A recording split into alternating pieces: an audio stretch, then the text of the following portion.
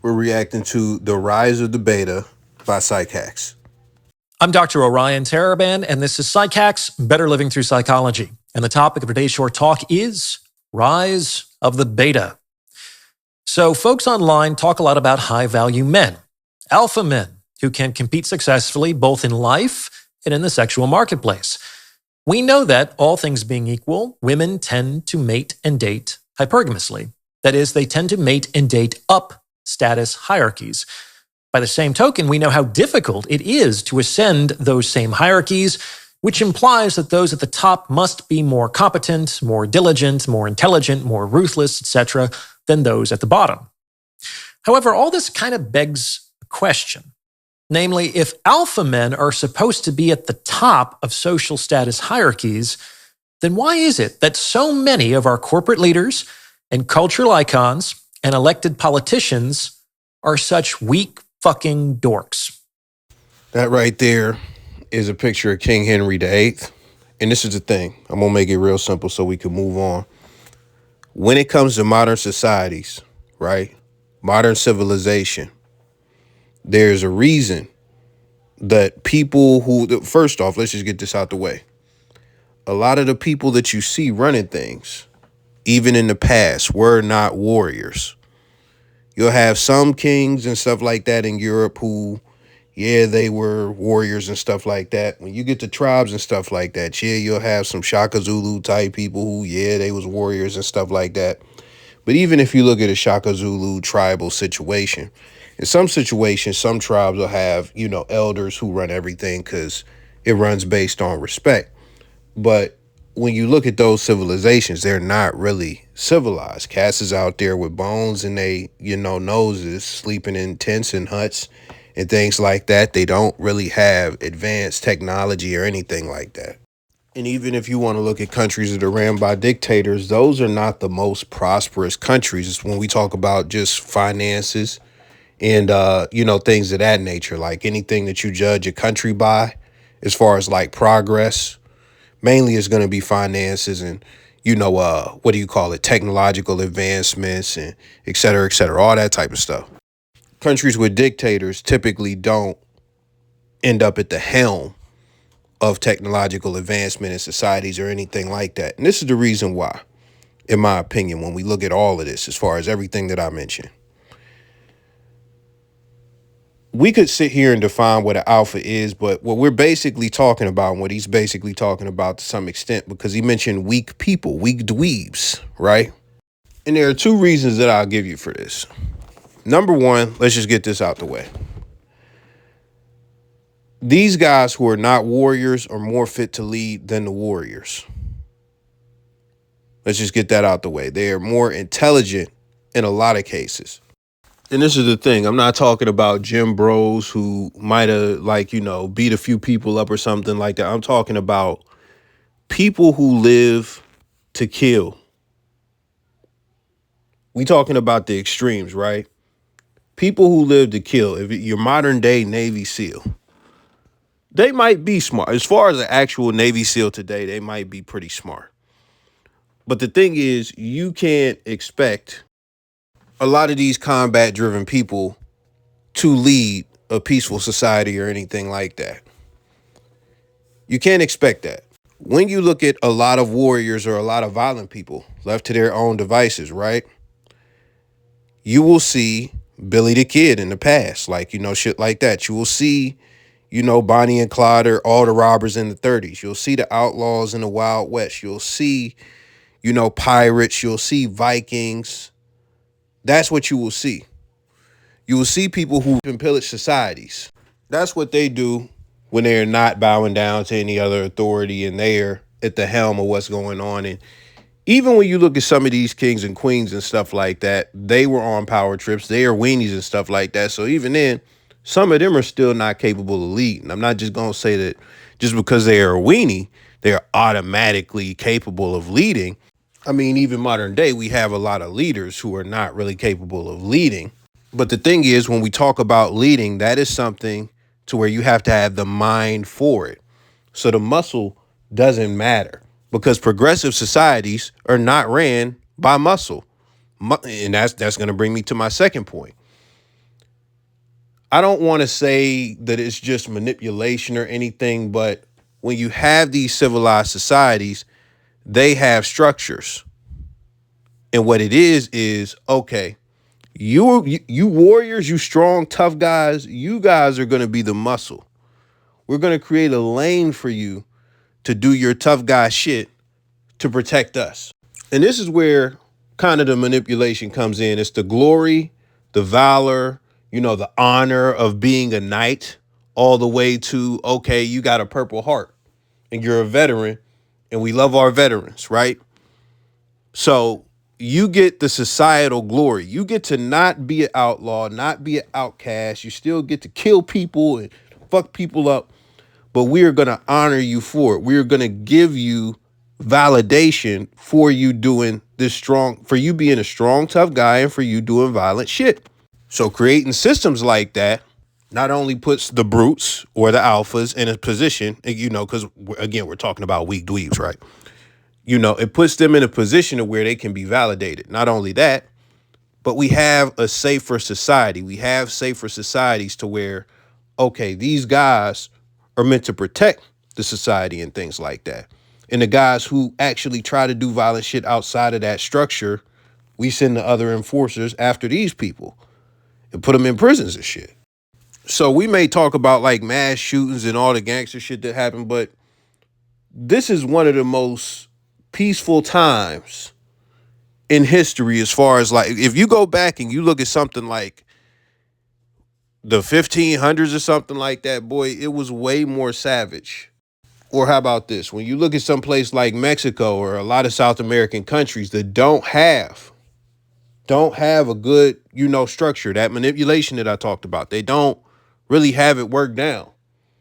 And the other people, as far as like, the cartels or the criminals and stuff like that, they got free reign and they run the whole country, and a lot of shit that goes on down there. Like, you get crazy shit happening. So those, and they're the alphas, right? They're the alphas. So that's what alphas, like when we talk about weak dweebs, is it, if that's a society you want, it will look like a Mexico, unfortunately. But I'm going to let him cook for a good minute. We see alpha chads running the world. While we've seen a shift toward traditional masculinity as a positive in the most recent election cycle, why is it that so many leaders around the world seem to be beta males? Like, that shouldn't be possible, right? In fact, on the surface, it seems to be a flaw in our model. Shouldn't the guys at the top, no matter how they present themselves, be the alphas by definition? What is going on? It's a very interesting question. In today's episode, I'm going to offer a possible explanation for this phenomenon. To begin with, it's important to understand that the current situation is not the end state. This is not how things are supposed to look at the end of the game. What we're currently experiencing is an intermediary stage in a social movement that may or may not reach its conclusion depending on current and future events. Beta males in positions of power is not the desired end goal. It is merely a necessary step in the direction of that goal. The best analogy I've been able to come up with to explain what is going on comes from the TV show Survivor. Now, I'm not a Survivor superfan, but I'm familiar with the premise, and I find the program absolutely fascinating from a social psychology perspective. Winning the game depends on correctly adapting a fluctuating system of strategies in a constantly changing social milieu. It's not enough to be the smartest or the strongest or even the most well-liked. It's realpolitik with real people. They've produced nearly 50 seasons of the show already, so even if you've never seen it, you're likely familiar with the premise. In any case, in one of its nearly 50 seasons, Survivor conducted a gender-based experiment and pitted men against women. Though the team started out in equal numbers, only women made it to the end game. All the men had been eliminated. And this outcome is particularly surprising given how the game began. At the beginning of the competition, when the men and women were segregated, the women didn't win a single contest. Actually, no, it's not fair to say they didn't win. They didn't even come close to winning. It was a bloodbath. The men were destroying the women on every single challenge the game presented. Not only that, but the villages, like the way the two teams were living, were completely different. The men had formed a cooperative system. They constructed shelters, marshaled fire, and were eating game.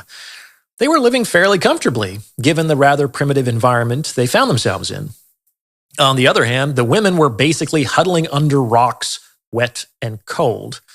They didn't have the skills or the systems to construct even a tenth of the men's infrastructure. And of course, the better the relative conditions, the easier it was for the men to maintain their competitive advantage. So given all this, how did the men go from being absolutely dominant to being voted out of the game? How did the women pull off this coup? It's an interesting question. Pause the episode now and see if you can figure it out. You could pause right here and think yourself. And this right here and the first explanation I gave is why I did the video. So I think if I'm going to put it very simple, it's going to be some form of divide and conquer. Of course, I don't think that's, a very direct assumption. But I'm going to believe that they got at least one simp to pretty much ally with them and secretly go against the men or something like that. And once they got that going, they use manipulation in some way, shape, or form to get him to go against the man secretly. And then it created all types of doubt and, just made the man self-implode. Something like that. That's what I believe. I never watched a season of Survivor, so I'm not even sure how the women could influence the men, on that show if it's men versus women. I don't know. So I've never watched, but that's my guess.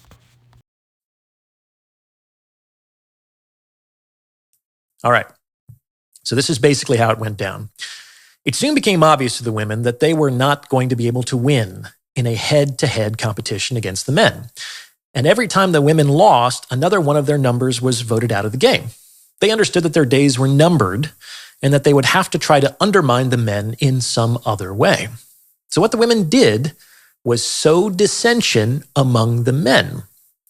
The women observed that as powerful and skillful as the men were, this power and skill was not distributed evenly across the group.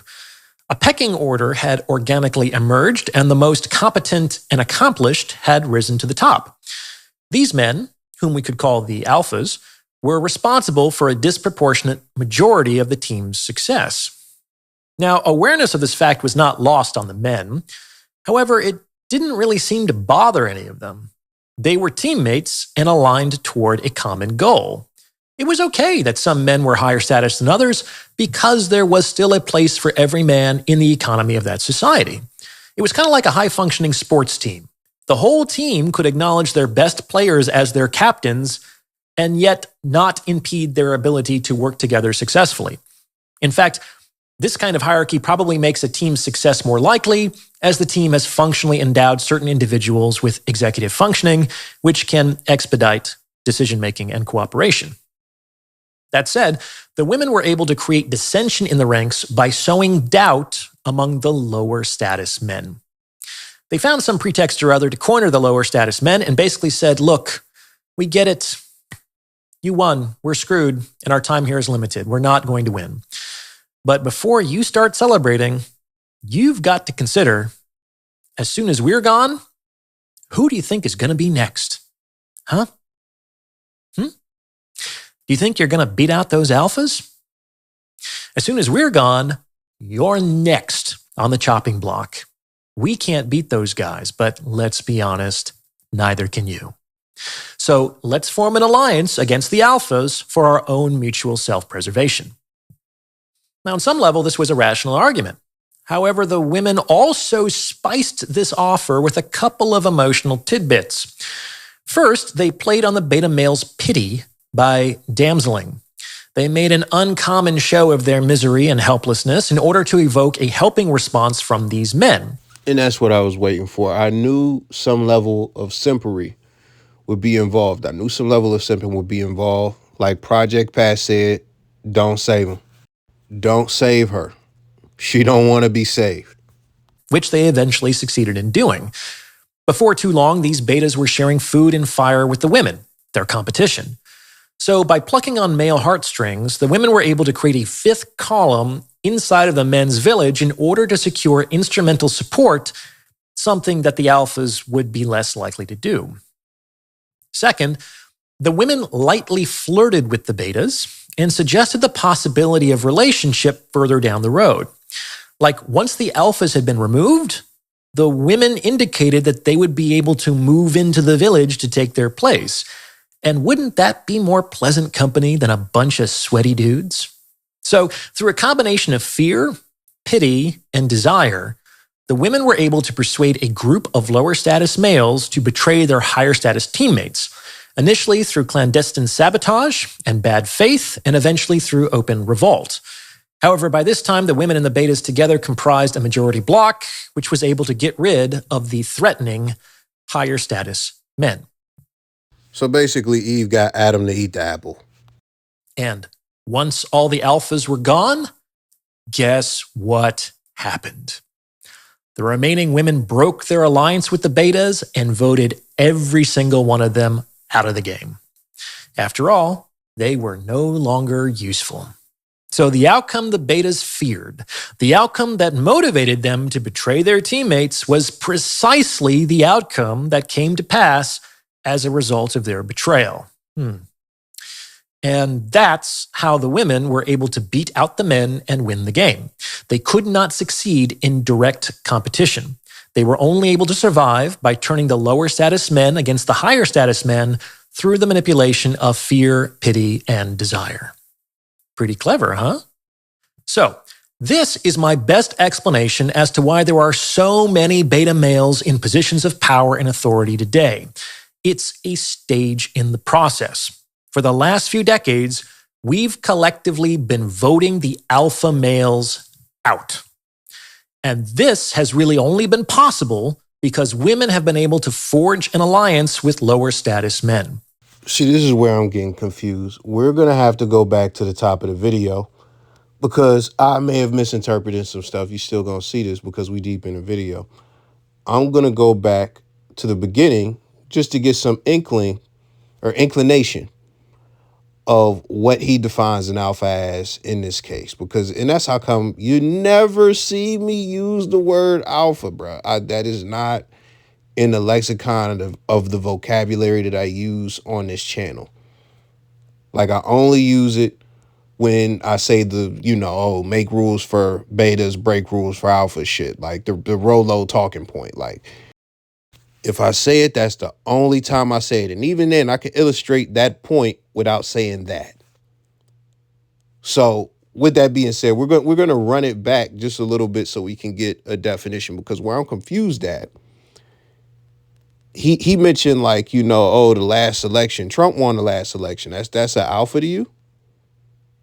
Like y'all look at that as an alpha, somebody who is paying a high-end escort for fucking sex?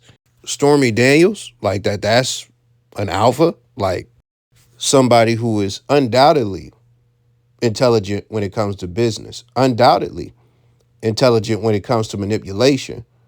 But when it comes to the actual role that he was supposed to fulfill in his first presidency, just two things. Number one, he didn't have integrity. He lied about a lot of stuff. Most politicians, which I don't look at politicians as alphas in general. Like I don't look at any of them as alpha. Not one of them. I don't give a fuck if we talking about John McCain. I don't look at none of them as alphas. But he lies a lot. He doesn't have integrity. But on top of that, he has a lot of egg on your face, idiot moments, like talking about pumping UV rays into your blood when he was talking to Dr. Fauci or whatever the case may be. Like this, just stupid shit. So dude is going to mention intelligence, so you throw that out the window. And there are more traits that I could get into. And I understand that Trump has power. I understand that he is a president. I understand that, there's a lot that comes with it. And, there's something, like I mentioned, he's a master manipulator. I give him credit on that. The whole MAGA movement, I give him credit on forming that. Like you can't just form stuff like that and not have some level of intelligence or not know how to manipulate people or create narratives and stuff like that. So I give you that. But Just because there are some things I can look at and say like, okay, well, he's very good at certain things. Like that doesn't mean that he's an alpha in my eyes. I just, this is why I'm confused. Cause like, let's run the definition back. Talk a lot about high value men, alpha men, who can compete successfully both in life and in the sexual marketplace, which implies that those at the top must be more competent, more diligent, more intelligent, more ruthless, etc., than those at the bottom. Namely, if alpha men are supposed to be at the top of social status hierarchies, then why is it that so many of our corporate leaders and cultural icons and elected politicians are such weak fucking dorks? And see, this is how come I stick to high value men and don't talk this alpha shit, because it's such a weird spectrum. Because when we talk about high value man, what does that boil down to? What that boils down to is, are you valuable? How are you highly valuable to women? And the results that you get pretty much determine that. The way you have to play the game pretty much determines that. When you get to alpha, the difference between a high value man and an alpha is an alpha could be an alpha in a context where no women are present. It doesn't really, like the women are arbitrary. The way that alpha males are, the whole point of the alpha male shit is you are a pack leader as far as like, okay, you are the top guy, the top status guy. If you're a monkey, you're the top monkey. And you might not be the strongest, and you can go and look at the science and stuff like that. If you're a wolf, like you were the lead wolf. And even then, the person who created that theory, he debunked it himself years later. And he's the man who created the whole alpha male shit, right? So when we talk about this red pill manosphere dating space, I think of an alpha male as like, come on, man. Y'all see all the, I'll keep it so real with y'all. Y'all see all the alpha male porn out there. The Andrew Tate, and then the Andrew Tate imitators, and the Dan Bilzerians. And what it looks like, this is what it looks like, alpha male porn, right? You got guys who got muscles, right? Who look like they are ready for combat.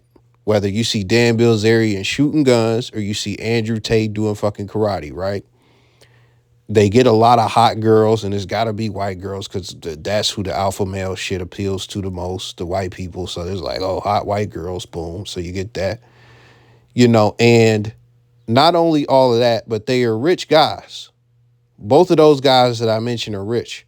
And you will see a lot of imitation dudes do the same shit. And it's like, oh, yeah, we successful. We get the bitches, and I'll shoot a motherfucker or karate kick a motherfucking neck.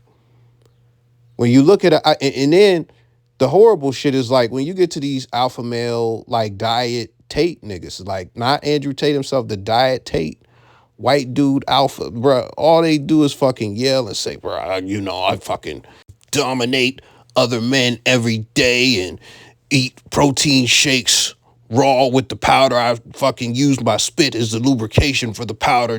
I don't put any water in it. Water is for pussies. Hold up, I'll be back. We gonna get some generic alpha male porn. We gonna do a little stint of it, like having a wife that works for somebody else. That means somebody can pick up the phone and tell your wife to be somewhere, which means they have more control and more influence over your wife than you do. I wouldn't like that at all. Imagine having a wife that works for another man. That means that man can call her and tell her where and when to be, which means that he actually has more control over her than you do. I wouldn't want that, would you? You don't fucking deserve to be here. Fucking quit, you piece of shit. I want to be a better man. I want to be a better husband. I want to be a better father. You can tell straight away when a man isn't confident when they're walking around, looking at the ground, with their shoulders slumped, avoiding eye contact. Instead, next time you're walking somewhere, look straight ahead. Be more confident and follow. Why alphas never cross sigmas. You ever wonder why alphas don't cross sigmas? It's simple, alphas know better. Alphas thrive on confrontation. They thrive on showing they're the biggest in the room. But here's the truth. They don't mess with sigmas because sigmas don't play that game. You know what's funny about this? I think Rollo was debating Playing with Fire or somebody else, and he was trying to have him define alpha. I can't remember who it was, man. Rollo was getting so flustered, man, and it was basically, it's whatever you want it to be. That's basically the type of energy he was giving, and that's how come I don't use that shit in my lexicon. It's too flexible. It's too flex, and you just seen that last bit of alpha porn. It's just this is all that shit. It's white dudes, buff white dudes in suits with bitches that might kill you or might kill somebody or might beat somebody up. That's it. So when you look at all that representation that I put on the screen as far as alphas and stuff like that, how could I look at Donald Trump or any fucking politician, anybody even adjacent to politics? Bruh, these dudes be fucking spies. These dudes be getting finessed into having sex with spies and shit, bro.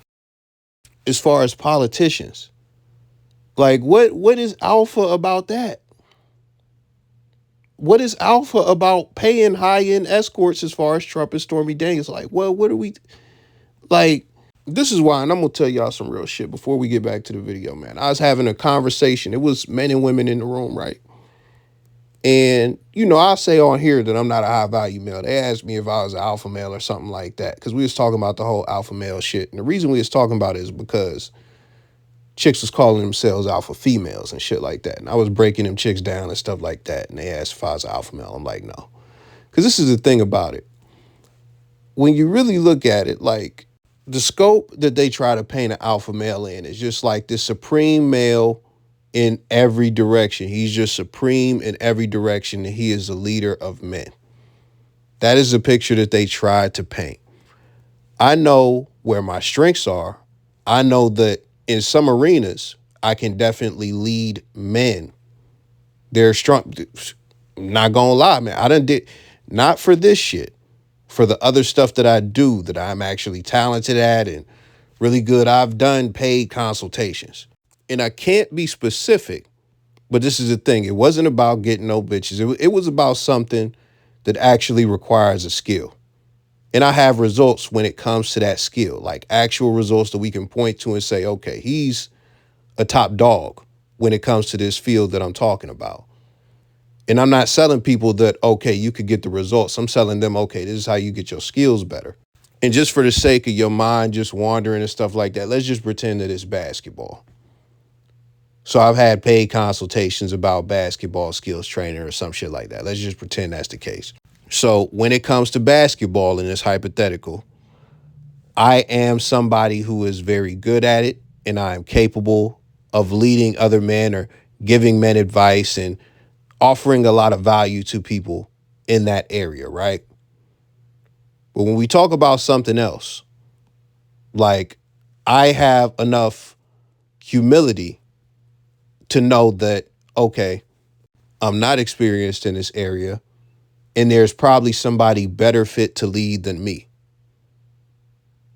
See, motherfuckers had this ego to where they think they got to be the top dog all the time and stuff like that. You know, I'll give you some game real quick. I'm a little brother, right? And without getting too personal and going down my whole life and stuff like that, there was a point where I looked up to my older brother and I followed my older brother, and that was completely fine. But there were multiple points in multiple areas where I said, not only do I have to carve my own path and take my own journey and get my own lane, but also I became the leader of other men in different situations. That's something I grew into, but I was a follower first, and I have a perspective that natural born leaders don't have. When we talk about this, and that's just leading other men, that's just one aspect. Let me tell you something that you might not know. Leading men does not get you bitches 360, like just all around the board. It just doesn't. I'll give you an example because they try to intertwine the two, leading men and just being this dominant male amongst males, but then getting women. If you are, let's go back to the basketball example. Like, let's just pretend that I am a coach and a skills trainer. A bitch who is into fashion and doing Instagram and, you know, she might even be fucking NBA player. She don't give a fuck about no skills trainer or none of my status when it comes to basketball. You know who might give a fuck about that? Let's just pretend I'm training NBA players. A female basketball player. So if it's a female basketball player and she is in college or something like that, or she could even be in the WNBA, she might see what I do, admire what I do, and really like the status of what I got going on in the basketball arena because that's aligned with her interests. So I might be more appealing to her because she is in that arena and I have authority in that area. So that's how that works. But that's just the thing. And that's how come I don't like the alpha shit, because number one, it just shows it like it's a lot of other guys just training a lot of other guys to not have any humility and not know where they're actually at, not accept where they're actually at, and just trying to have them improve themselves, which is good, but improve themselves to where, you know, they become egotistical and think that they are just the end all be all. And even then training some of these dudes into delusion. So that's the first thing. That's how come I don't fuck with it. Because this is the thing. You don't have to be the leader all the time. You don't have to be. It's actually very intelligent to know where exactly you are and how to maneuver from that position so that you can maximize your power. That's not something that those guys are going to tell you. They're going to tell you, bro, your wife can't fucking work. Meanwhile, a dude that y'all don't look at as alpha, he's got two fat white women, right? Fucking providing for him while he washes dishes all day. He takes care of the kids and pipes them, and that's it. But the other understanding that I have is you could be this successful guy, you could have all this shit, and bitches still don't want to fuck with you. They still don't want to fuck with you. And you got to pay them to fuck with you because you got all the resources, you got the success, but you can't get a bitch that like you for you to save your life. That is why, look, I'm going to chill on doing the order of attraction because all of y'all disagree with me when it comes to looks being like below personality and stuff. Like, who gives a fuck? I'm pretty much not even going to go over that no more for the most part as far as the order. But the one thing I will always say is money is at the bottom of the attraction hierarchy. It just is. But yeah, with that being said, like the whole alpha shit, like it's just, I don't look at any of these politician motherfuckers as alpha. Like I just don't. And that's why I don't subscribe to this shit because it's just too fluid. These motherfuckers can't beat nobody ass. They can't beat nobody ass.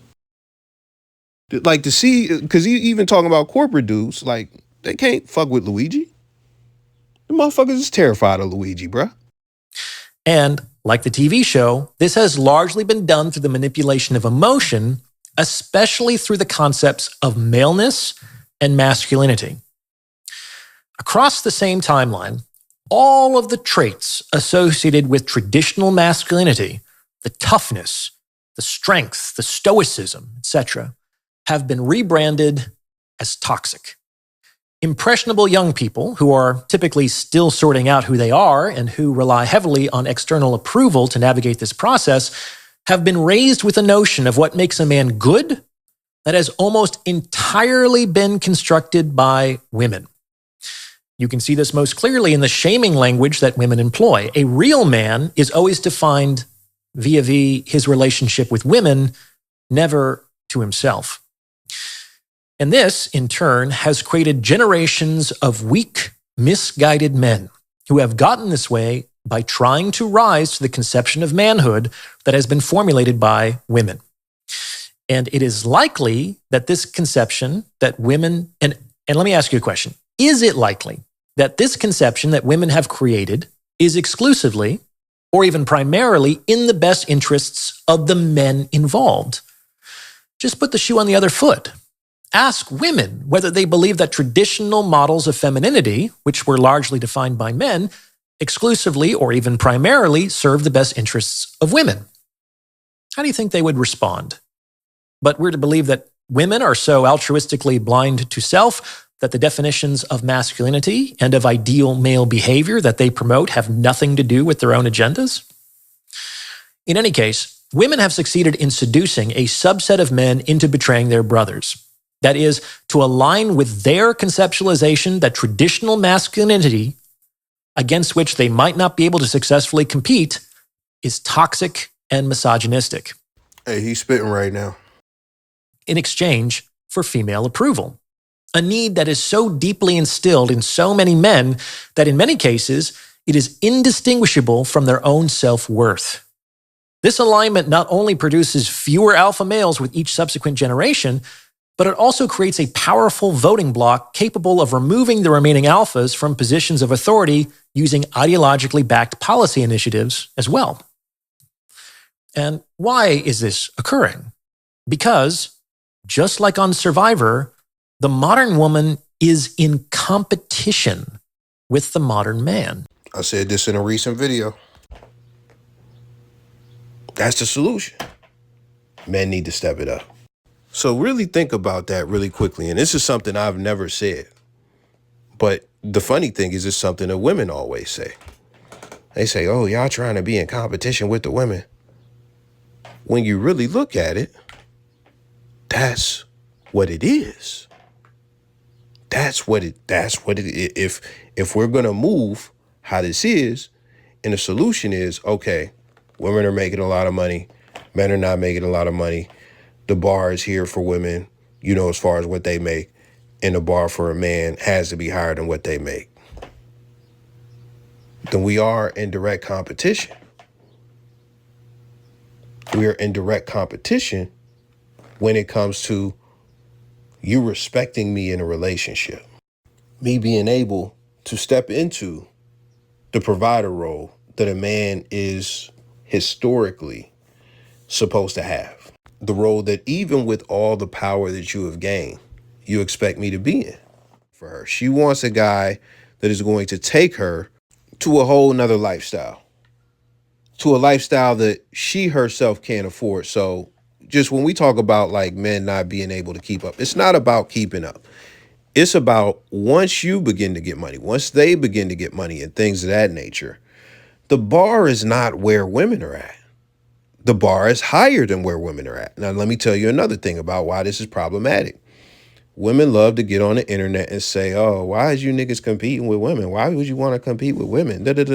Competing with women, compete. They be having all this shit they be talking about, compete with women. But this is the thing. What she is talking about right now is directly competing with women, trying to out-earn them. Trying to out-earn them. Do you not see the problem with that as a society? Now, I don't do this often, but since we doing this, because I'm not about to dedicate a video to this type of shit I'm doing right now, I got another one for you. Not clicking. How is that not clicking for you? Wow. There are going to be studies done on how women fought to work. And as soon as they were given jobs and careers and opportunity to pursue them, they still weren't happy. The U.S. is going to be a case study in the distant future of what happens to a society when you let women get too much power.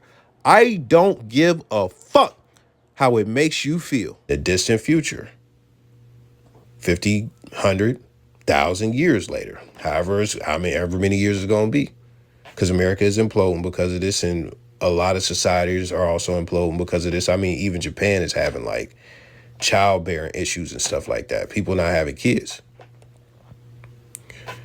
This is going to be an example, a case study for future societies on what happens when women get too much power, because there's never been anything like this in the history of mankind. Never. Now listen, am I saying Orion and Chusha Zed watch the channel? No. Not saying that. Am I saying that they are biting the kid? Not necessarily. Because that's my flow. Like, maybe not Orion so much, but the other one, like, haven't heard anybody say anything remotely close. Like, the competition thing is a deduction that could be made by anybody, but the case study line is actually more rare because it's an idea. And he didn't say the same exact thing. He said something similar in a more digestible, safe way. Even if both of them actually did watch my channel and regurgitated those talking points, I would not be mad, because that's what it's meant for. It's meant for people to take and spread to some degree. So there's no animosity.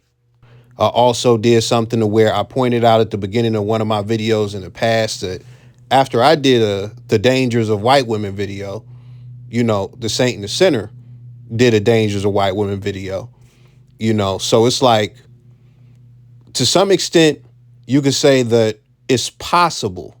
I'm not saying it's factual, but I'm saying it's possible that I have a level of influence that you've never seen from a motherfucker with 6,000 subscribers, 7,000 subscribers. It's possible. But at the same time, I'm not leaning into that because it's not provable. It's not the most likely. And I am not a delusional person like some of the creators you see that think they created the phrase, "it is what it is," and Cameron stole it from him, Hassan Campbell. Because that's a popular phrase that he didn't create. It existed way before he said it. But this is also the thing. My channel has over 1 million plays, so it's definitely possible that all your favorite creators see my shit. The point, not so much that they took anything. I don't care about that. Like, once you put an idea out there, it should be like, it's like somebody who invented the bicycle. You know, Huffy and fucking BMX and Mongoose are all different companies that make bikes. Once an idea gets out there, that's cool. But the thing that I'm trying to say is I invented the bike. That's it. Like, that's it. You know, that's what it is. Like, I haven't heard anybody say those things before me. So if somebody has said those things before me, that's cool. I stand corrected. But I want to be clear. I didn't get that shit from anybody as far as those 2 points. And if those things begin to spread, I want it documented. I want it known that it came from me. I don't care how many people use it or what. I just want it known. It came from the dump. It's just what it is. Nobody even has to acknowledge that. But I'm just saying, if credit starts getting thrown around in fucking 5 years, 7 years, whatever the case may be, wait a minute. If I don't get the credit, then that's when we got to go back to the receipts. And again, I don't care who says it. I'm not shitting on. I love both of these dudes as creators, bro. Very sound creators, very good creators. And again, it's possible they've never seen my shit, ever. It's definitely possible. But as far as the idea, pretty positive. I said it before anybody else. You could hear in the one clip me saying I've never said this because it was like an epiphany. It hit me in the moment. So with that being said, we going to keep moving. We're going to keep moving. But I just wanted to point those two things out. Gone are the days of complementarity in which men and women functionally moved in separate orbits. The modern woman is in her masculine, and she has chosen, or has been forced, or has been incentivized, depending on your perspective, to enter into historically male social domains and carve out a space there. They want money and power and status and recognition. And to get those things, they have to beat out the men who also want those things. The issue is that, just like on Survivor, the alpha males are extremely difficult to beat in direct competition. Like, even the other men couldn't beat them. So these men have to be removed from the game if women have a chance of occupying the highest positions of power and authority. And the play for the last several decades has been to make all the traits and attributes associated with these alpha men morally reprehensible. Morally reprehensible. This has been done by controlling the narrative of what makes for a real man or a good man, and increasingly through moralization masked as medicalized language. Only the most strong-willed and disagreeable of men are able to resist this, especially if it is fed to them from the time they are young boys, as yet incapable of critical thought. In their zeal to prove that they are not like the other guys and to secure a female approval that has become indistinguishable from their own self-worth, women and lower status men have teamed up to rid the world of alpha males and all they represent. And that is where we find ourselves today. The process has begun, but it hasn't yet been completed. Whether or not the intended outcome is obtained largely depends on whether or not these lower status men wake up. Play the tape forward, guys. Once all the alphas are out, what's going to happen next? Those betas are going to be the next to go.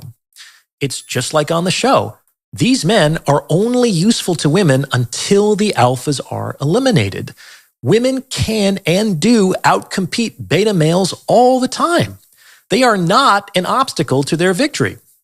These men will have served their purpose. And like the nice guy providers that end up divorced when their wives no longer need anything from them, they will be summarily dismissed once they have outlived their usefulness. Make no mistake, women are in direct competition with men. And if you can't win through direct confrontation, then you have to resort to guerrilla tactics. That is reasonable. After all, all's fair in love and war. Now, whether women will actually be better off if they're the ones occupying the positions of power and authority is an open question. As you'll recall on Survivor, their village wasn't functioning particularly well, and I don't think it ever did. Even after they moved into the vacancies created by the eliminated alphas, they lacked the skills and the systems to maintain the community they had inherited. However, this was kind of a moot point as the game ended once they had won. They had no reason to think past the point of securing the highest position. On the other hand, this is not how the real world works. The game does not end once someone is invested with power and authority. In point of fact, it only just begins. And in my opinion, it's in everyone's, men and women's, everyone's best interests if the most competent and capable people, whoever they turn out to be, are the ones running the show. When this occurs, things tend to work, and there tends to be a place for everyone. It's not a perfect system, nothing is, but it certainly beats the alternatives. So that's the end of his video. I'm going to get to my points, but I recommend you check him out if you haven't ever. Psychax, amazing channel, one of my favorite channels. So this is the first thing that we're going to discuss. You know, I got the gist of the video, you know, by the end. And this is how, with my lexicon of, you know, vocabulary, this is how I would describe it. It's masculine men. Masculine men. Not alphas, not high value men, but masculine men. Which, when you look at alphas and high value men, masculinity is more than likely going to be a part of that. Then you have women in general. That's all women. That's what he described them as. And then when we get to this weak beta male, I'm going to describe them three ways. Number one, weak, weenie ass dudes. Weasels. The type of guys who have never had authority in their life, and once they get a little bit of authority, whether they become cops or supervisors at a job, they become really abusive with that authority, and it turns into revenge of the nerds. So weenies, right? Then when you get that's what the weak represents. Then when you get past that, we could say feminine men. Feminine men. Very soft feminine men. I don't have to explain that. The last one that he is not going to say, and most people aren't going to say, is gay men. Gay men. So when we look at that, that is what the cocktail, when we talk about women being supported to where, you know, the masculine men, as far as what I'm going to say, get overthrown and masculinity gets demonized, is by the people who can't live up to the masculine standard. So that would be, again, weak men who don't want to better themselves, don't want to, they just cool being weenies, and they resent, you know, again, revenge of the nerds. They resent anything that looks masculine, like probably one of their oppressors who used to bully them or something like that. You then also have feminine men, which, again, same thing, except, you know, they might not have been, you know, bullied on or oppressed, but they just don't align with masculinity. They just don't vibe with it. And then when it comes to gay dudes, like, it just is what it is. Like, women and gay men have a synergy when it comes to the feminism movement and the LGBTQ movement. These are just facts. These are just facts. You know it. Everybody listening knows this. So those, as far as those three types of men, they fit the bill for the type of men who are aligning with women. And if you want to look at the show Survivor, they would be the betas in that situation. Now, I'm going to keep it simple because he touched on what I'm about to say in a more elaborate way. But basically, a lot of these dudes are doing this shit outside of the gays. They are doing this for female approval, validation, and what I call coochie points. It's the same thing as white knighting, except on a political level. It's on a political level, and these guys are trying to appeal to women to get coochie points to hopefully win some girls over, win girls over. It's the same as Derek Jackson type panders. It's all the same. And when he talks about the cycle, as far as the end of the cycle, once all the alpha men in his lexicon, but we'll say masculine men, once all the masculine men are wiped out, it's over for the weenies. It's over for the betas. It's over for the weak men. It's over for the feminine men. Because this is the thing. What they are doing it for is not necessarily power. The women are doing it for power. So they're going to be able to get into power positions and things like that through demonizing masculinity and wiping out the masculine men and making it so that these next generations, Generation Alpha, has very little masculinity, And what are the guys doing it for again? Coochie points. We'll just say coochie. They are not going to reap the benefits of power, and they are also not going to reap the benefits of coochie. So at the end, they're going to lose. The weak men are losers now. They're going to be losers in the end. And I'll give you one perfect example when we get out of here. When Doechii, the rapper, said straight men are a red flag, the straight men who went to defend that bullshit didn't get no coochie from it. And guess what? She's talking about you. She's talking about you. Yet you defend that bullshit.